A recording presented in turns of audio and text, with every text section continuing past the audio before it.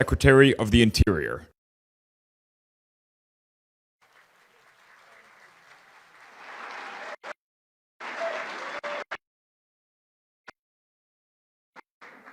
Hello again. So happy. Already we've heard from tribal leaders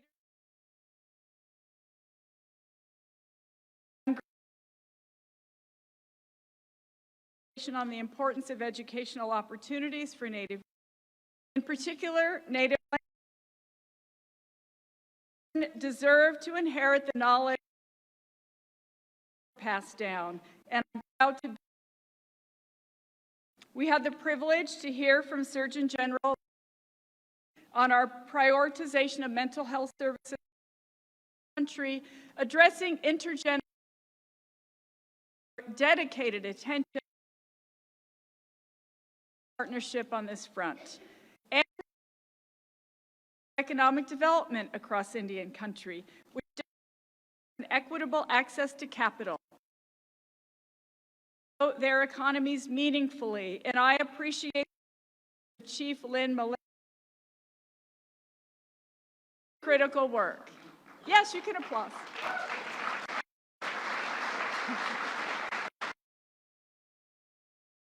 Already this year has highlighted the importance in our shared quest for progress. And champions across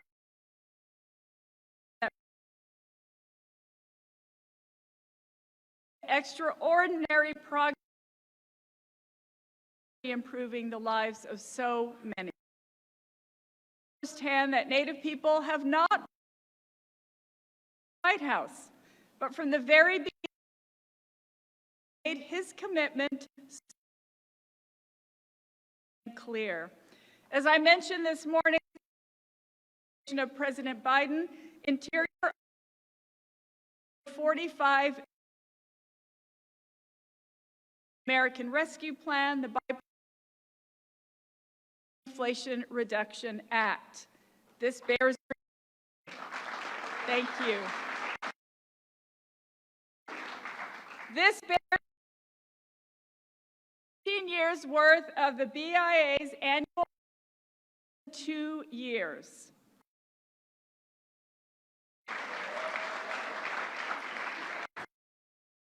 I am so proud to lead this work. Agency once charged with the separation is now leading the work and promises from day one. Thank you. From day through on his promise to advance the priority to all of us. I am so unwavering and personal communities. It's such an honor who leads with integrity and agenda to people and to our country.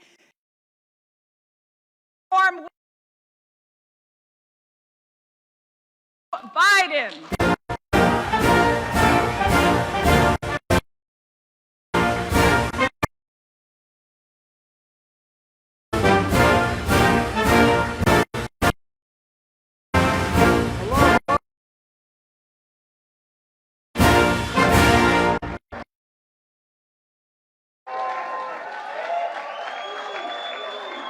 Thank you, thank you, thank you.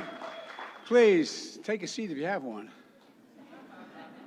I say that because one day I said, take a seat, and everybody said, he doesn't even understand there's no chairs out here. Well, Deb, thank you, Madam Secretary, for that introduction. 35 generations of ancestors in New Mexico and the first Native American cabinet secretary in American history. Deb, I want to thank you for your leadership and the Interior Department and stewardship of the nation-to-nation relationships that I say to my fellow leaders out there. And I mean that sincerely. To all the tribal leaders, thank you. Thank you, thank you, thank you. Thank you for being here and for your partnership.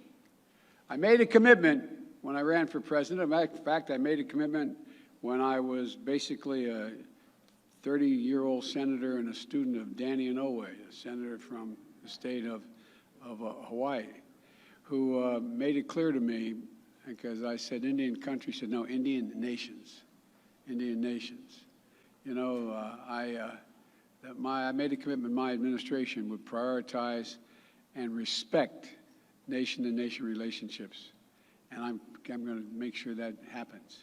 I hope our work in the past 2 years has demonstrated that we're meeting that commitment, and that's why I relaunched this convening and elevated event into a White House Tribal Nations Summit, because after the previous administration failed to convene any events, anything on this scale. On my watch, we're ushering in a new era and advancing a way for the federal government to work with tribal nations. And it starts by appointing Native Americans to lead the front lines of my administration. You know, starting with Secretary Haaland, we followed dozens of Senate-confirmed Native American officials, over 60 Native American appointees all across my administration, including in the federal courts. I restored the White House Council on Native American Affairs to improve interagency coordination and decision-making. Together, emphasize the word together. Together, my entire administration is advancing the economic agenda and making historic investments in Indian country, and I might add that are long overdue. Facing a pandemic and economic crisis that disproportionately impacted tribal nations, I invested more than $32 billion in the American Rescue Plan, the largest one-time ever direct investment in Indian country in American history. During the pandemic, Native Americans were contracting the virus three times the rate of other groups, and losing their lives at twice the rate of other groups. But together, we used that funding to help tribal communities go from one of the most harmed groups by COVID to one of the most vaccinated communities in the entire country.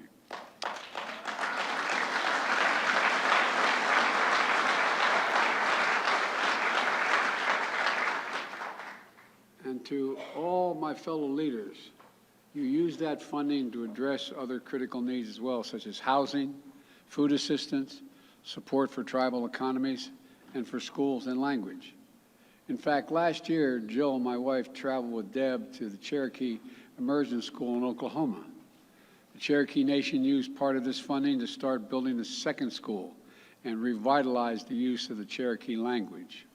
By the way, she spent a lot of time on other reservations, other nations as well. I'm worried she's not going to come home one of these days when she goes. You think I'm joking, I'm telling you. If I hear more about the Navajos than I hear about me. You all think I'm kidding, don't you? Anyway, learning native language leads to better outcomes in school, builds confidence in students, and passes down old traditions to new generations. It matters, but it didn't stop there. Together, we're continuing to make a difference. I also made the largest single investment in our nation's infrastructure since President Eisenhower's National Highway Program, the biggest investment in Indian country infrastructure ever in history. More than $13 billion in rebuilding infrastructure in Indian country. And to state the obvious, is long overdue. And we're putting it to work together, building water infrastructure for clean drinking water, safer plumbing systems, delivering affordable high-speed internet, repairing roads and bridges, restoring waterways that are now blocked by roads and highways that affect the migration of salmon that's essential to the livelihoods and cultures of so many tribes, electrifying diesel school buses so tribal children don't breathe that polluted air generated by diesel engines, and in South Dakota, $29 million of infrastructure funding to help us repair two old dams built in the 40s, and the first in the 40s, the other in the 60s, on the Pine Ridge Reservation. For years and years now, the tribes have lived in the shadow of disaster, worried the dams would break, destroy their communities. So soon they'll be able to sleep a much more peaceful night, knowing those dams have been fully repaired and rebuilt. This past summer, we're also ushered in a new era of confronting and adapting to the climate crisis. I signed a law that made the biggest investment ever ever in all of history. That includes $700 million exclusively for Native communities. I see our Secretary of Agriculture here, who's also made it clear and made a major contribution on seeing to it that we use farmlands to absorb carbon from the air and so much more, and pay farmers for doing it. It's going to help mitigate the impacts of extreme droughts and wildfires, rising sea levels that affect the sources of tribal foods, tribal resources, tribal traditions, tribal ways of life. It's going to bring clean electricity into your homes.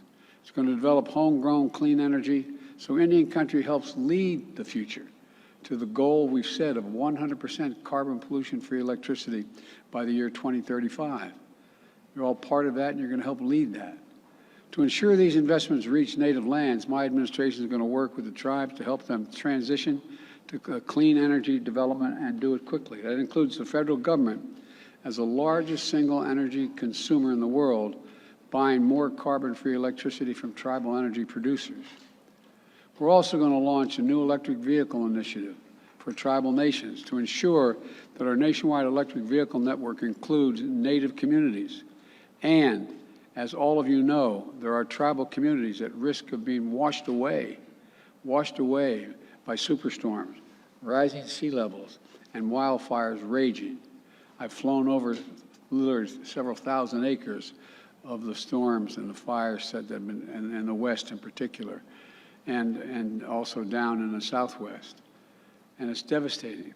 That's why today I'm announcing a $135 million commitment to help 11 tribal communities from Maine, Louisiana, Arizona, Washington State, and Alaska to move, in some cases, their entire communities back to safer ground and pay for that. I've also requested $9.1 billion, that's with a B, billion dollars, for the Indian Health Services. I've asked Congress for the first time ever to make that funding mandatory, a mandatory part of the federal budget.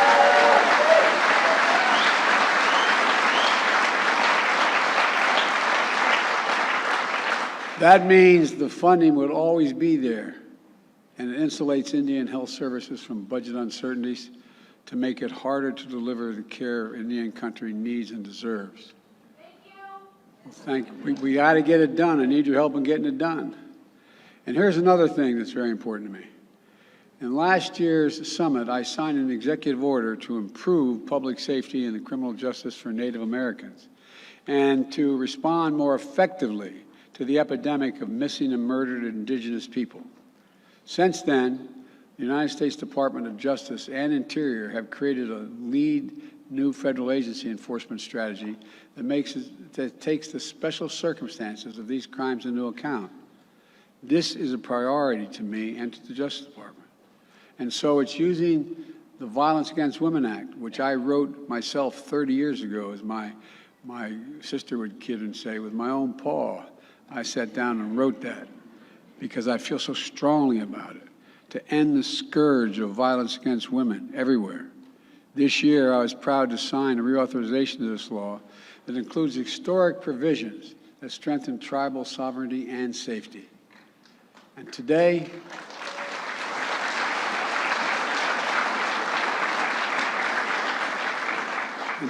I'm announcing even more critical actions that are the result of a meaningful and deliberate consultation process with you all. My administration listened, we heard you, and we're implementing many of the changes you asked for. Today, I signed a new presidential memorandum that improves consultation between the federal government and tribal nations based on key principles. Consultation has to be a two-way, nation-to-nation exchange of information.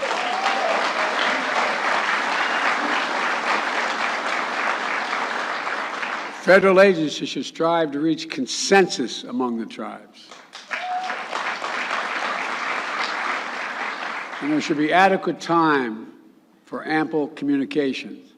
Federal agencies should prepare a public record for what's transpired during those consultations, and tribal nations should know how their contributions influence the decision-making. And this is a new presidential memorandum requires all relevant federal agencies to get annual training on tribal consultation process. Let me say that again.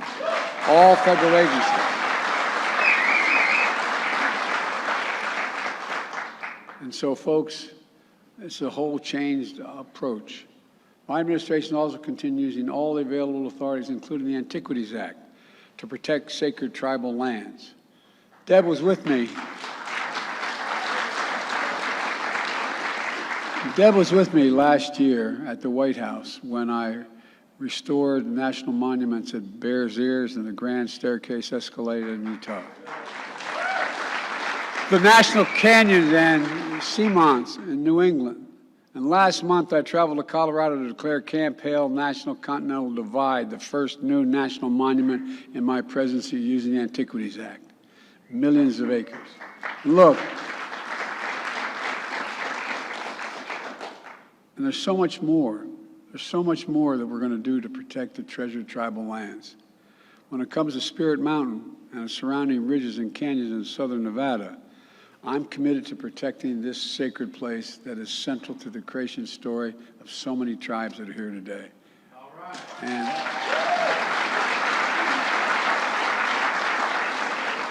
And I'm grateful to so many of you who have led the fight to protect it. I especially want to thank Nevada's congressional delegation. I know there's a lot going on. Well, I can see a couple here now. I see Dina Titus is here. Dina, how are you? Thank you for the support. Is Catherine here? Cortez Masto? She and Senator Rosen. They both are. There's a little action going on in the United States Senate to try to prevent a rail strike. Is Representative Lee in Horsford here? Well, you got the best of the group here, Dana. She's an old friend and a strong supporter. And I look forward to being able to visit Spirit Mountain and experience it with you as soon as I can. And folks, look, I also want to thank Raul, Chairman of the House Natural Resources, and for his leadership across the board on all the efforts I've talked about here today. I'm also announcing that Deb, as Secretary of Interior, will continue to work with the Secretary of Agriculture, as I said, is here, to co-stewardship the federal lands, because that's what it is.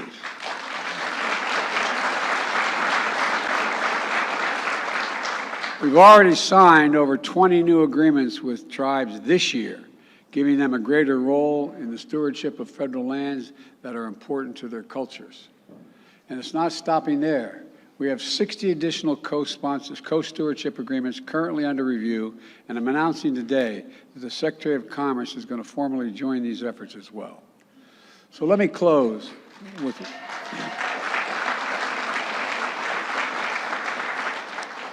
a word my dad used all the time: respect. Everyone's entitled to be treated with respect and dignity. The dignity that comes from just being who we are. This is especially true for tribal nations, to whom the United States owes a solemn trust and treaty obligations that we haven't always lived up to. When I talk about respect, here's what I mean by respect. Respect for tribes as nations and treaties as law. Respect for, beg your pardon? I thought you said no. I was getting a little worried. I thought somebody said no. Respect for indigenous knowledge and tribal consultations as a key part of the federal agency decision-making. Respect means we'll defend tribal sovereignty and self-government and self-determination. And we'll support tribal economy and keep fighting for better tribal health care, child care, education, housing, public safety, and so much more. And respect means being there in person to show it. And you've seen Jill. You've seen my wife Jill in Indian country. She's at a funeral this morning for the mother of a friend of ours. And but she spent a lot of time. I've spent a lot of time in Indian country as a senator and vice president. But I can say here today, I intend to make official presidential visits to Indian country, to make it official. Do it. And I will do so in the enduring spirit of our nation-to-nation relationship, the spirit of friendship, stewardship, and respect. It's taken too long for us to recognize this. It's the only way to move forward. But my administration is doing all it can to demonstrate our commitment to those timeless ideals. So thank you. Thank you for being here. Thank you for your leadership. Thank you for your partnership. And I'm sure I'll make mistakes, but you know me. Don't hesitate to correct me when I make it. And I know you won't hesitate. But I really mean it. I really mean it. Well, I tell you what, no one's ever done as much as president as this administration is doing, period. I am committed. And as my grandfather Finnegan would say, that's the Irish of it. Thank you all very much. I don't know about that. Thanks. Thank you, thank you, thank you. Finally, let's keep it going, okay? Thank you.